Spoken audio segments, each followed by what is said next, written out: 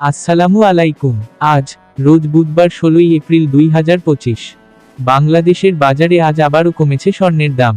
গত রবিবার ১৩ই April Bangladesh Jewellers Association BAJUS এক সংবাদ বিজ্ঞপ্তিতে সোনার দাম কমার তথ্য জানায়।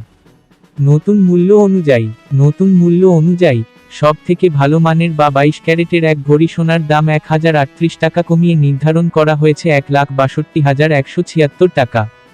২১ ক্যারেটের এক ভরি সোনার দাম ৯৯১ টাকা কমিয়ে ১,৫৪,৮০৫ টাকা নির্ধারণ করা হয়েছে।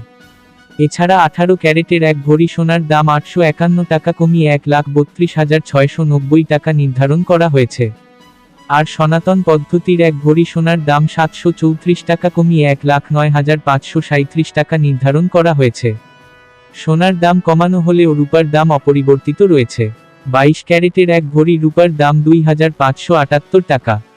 ২১ ক্যারেটের এক ভরি রূপার দাম ২,৪৪৯ টাকা।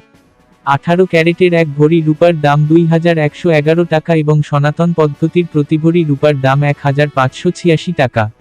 বিনিয়োগ: সোনা একটি জনপ্রিয় বিনিয়োগ মাধ্যম। এটি একটি স্থিতিশীল এবং মূল্যবান সম্পদ যা সময়ের সাথে সাথে মূল্য বাড়তে পারে। ভিডিওটি ভালো লাগলে সাবস্ক্রাইব করে পাশে থাকবেন। ধন্যবাদ।